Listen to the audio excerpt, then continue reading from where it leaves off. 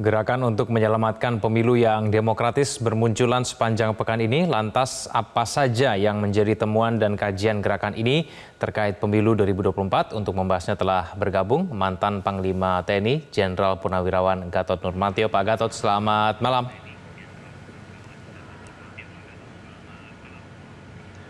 Assalamualaikum warahmatullahi wabarakatuh. Selamat malam, Bang Egan. Ya, terima kasih atas waktunya bersama kami, Pak Gatot Nurmantio di Prime Time News. Pak Gatot, mengapa Anda memutuskan turut serta dalam gerakan menyelamatkan pemilu ini? Apakah memang ada hal yang sangat dikhawatirkan?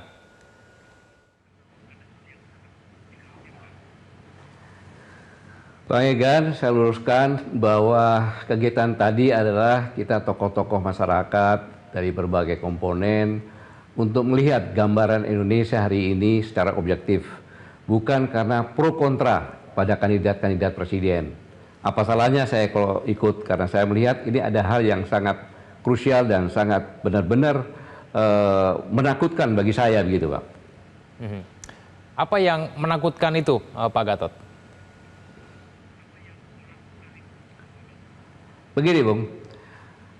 Hasil survei dari generasi muda ITSMI itu menyatakan bahwa kalau pemilu curang dan intervensi dari lembaga-lembaga negara seperti KPU, Bawaslu, aparatur negara, aparatur pemerintah, TNI Polri, maka di Sumatera dari hasil survei 90,4% mengatakan akan terjadi disintegrasi bangsa, dan survei lagi menyatakan 82,5% itu mereka akan menarik mandat atau merdeka, karena mereka mengatakan bahwa kami ini memberikan mandat kepada Indonesia untuk menjadi satuan yang besar, bukan untuk satu keluarga.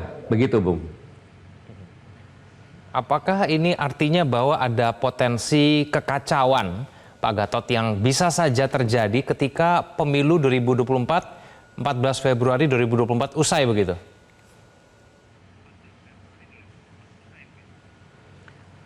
Masalahnya kalau cuma kekacauan itu kecil, tetapi kalau negara ini terpecah dan menjadi beberapa negara, ini yang sangat luar biasa. Makanya saya harus berbicara di sini. Jangan sampai ini terjadi. Begitu, Bung.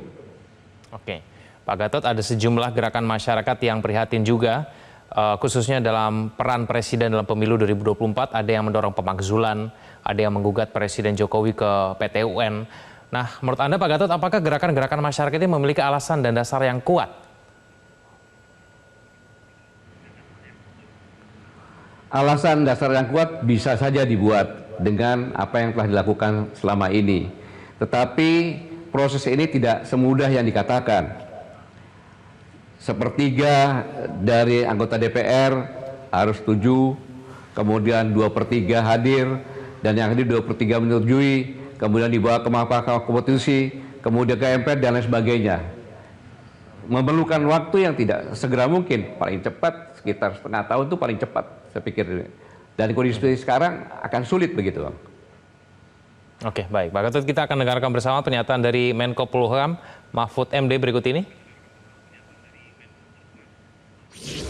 Urusannya partai politik dan DPR, bukan Menko Polhukam. Kalau sepertiga anggota DPR mengusulkan, baru sidang pleno. Kalau 2/3 hadir sidang pleno, bisa jalan. Kalau 2/3 dari yang hadir setuju pemakzulan, bisa diputuskan begitu. Kalau sudah setuju semua memenuhi syarat, harus dibawa ke MK dulu. Itu ndak bakalan selesai setahun. Kalau situasinya kayak gini, paling tidak bakal selesai lah sebelum pemilu selesai. Itu lama, itu ada sidang pendahuluan, sidang apa di. Ya, seperti yang Pak Gatot sampaikan tadi, bahwa ternyata memakan waktu kurang lebih sampai 1 tahun, sehingga kemudian tidak sedikit Pak Gatot yang mengatakan proses pemakzulan ini mustahil dilakukan. Menurut Anda juga demikian? Bukan mustahil, bisa dilakukan, tapi perlu waktu yang lama, Bang. Dan sekarang yang krisis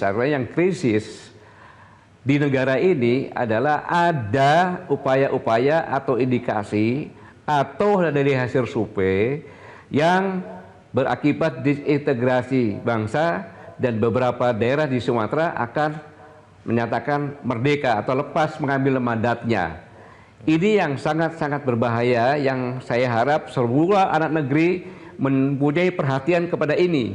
Kalau itu dilakukan, terjadi intervensi, cawe-cawe, kecurangan yang dilakukan oleh pemerintah, aparatur pemerintah, KPU, Bawaslu, TNI, dan Polri. Untuk itu, maka agar negara ini selamat, kita semua anak bangsa, semuanya harus sadar bahwa pemilik sah negeri ini adalah seluruh rakyat Indonesia. Dan seluruh rakyat Indonesia itu ada DNA patriot dan kesatria. Karena yang memerdekakan negeri ini adalah nenek kita semuanya, kakek-kakek kita semuanya, orang tua kita semuanya. Dan merebut kemerdekaan, bukan diberikan saja. Untuk itu, maka saya bangkitkan lagi DNA kesatria dan patriot untuk menjaga agar negara ini tidak tercabik-cabik, agar kesultanan kerajaan yang di 43 ini yang memberikan mandatnya untuk menjadi kesatuan yang besar itu tidak menarik mandatnya lagi.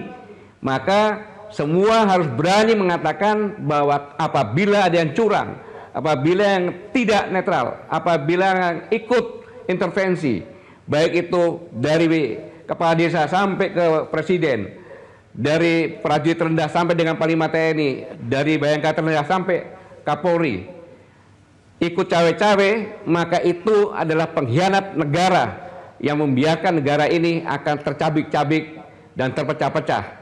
Itulah yang harus kita sama-sama bangkit. Maka katakan, mari kita bentuk posko siaga, Indonesia siaga, di mana kita semuanya bersama-sama, semuanya termasuk kepala desa, Babinsa, Babin Kaptipmas, semuanya bersama-sama menjaga dan melihat jangan sampai ada kecurangan. Begitu, Bang. Pak Gatot, apakah memang keadaan seperti tidak netral, cawe-cawe, apakah memang hal-hal itu yang terjadi pada saat ini? Dan kemudian apa indikasinya sehingga kemudian Pak Gatot yakin bahwa ada potensi perpecahan di negara kita nanti pasca pemilu kalau ini dibiarkan berlanjut begitu? Bang, ini sudah terlihat di depan mata. Mulai dari undang-undang yang mengatakan bahwa kan undang-undang bahwa pejabat publik, bupati, wali kota, gubernur dipilih secara langsung. Tapi ini PJ bisa sampai 2 tahun. Dan kemudian sekarang ini 50% lebih adalah baik gubernur, wali kota itu adalah PJ. Apa maksudnya? Ini adalah strategi untuk supaya bisa mengendalikan. Buktinya ketika rapat bupati, wali kota, gubernur, ketika ditanya, dievaluasi berapa lama Mendagri, setiap 3 bulan. Presiden mengatakan akan saya evaluasi dan saya amati tiap hari. Dan bisa saya tegur dan saya ganti. Ini kan luar biasa. Bisa mengganti wali kota, bupati, gubernur kapanpun saja. Bukankah ini seperti raja? Bukan ini persiapan? Patut saya menduga boleh persiapan ini. Ini yang pertama. Yang kedua, Presiden tidak menegur Gibran untuk menjadi wakil presiden. Artinya presiden ikut sama-sama. Kemudian kita tahu semuanya kecurangan-kecurangan. Digembosinya mobil Amin di Sumatera Utara, Jalan Sudirman, 7 oleh Disub. Kemudian aparat dari Satpol PP, pernyataan, banyak lagi gambar, kepala desa dikumpulkan. Ini bukan saya saja, di pelosok-pelosok dari survei dari generasi muda ISPI menyasar semuanya dan mereka mengerti itu, melihat, dan sangat berbahaya. Bahkan dunia internasional mengatakan, untuk mengetahui hasil pemilu di Somalia itu perlu waktu 20-30 hari. Di Amerika 2-3 hari. Yang paling efektif Indonesia, 1 bulan sebelumnya udah tahu. Ini anekdot di luar negeri loh. Inilah yang sama-sama saya mengajak sebagai anak negeri yang bertanggung jawab, pemilik negeri ini, kita bersama-sama siaga agar ini jangan terjadi dan negeri ini bisa melakukan pemilu dengan jujur, adil, luber, dan tidak terjadi apapun juga. Jelajahi cara baru mendapatkan informasi. Download Metro TV Extend sekarang.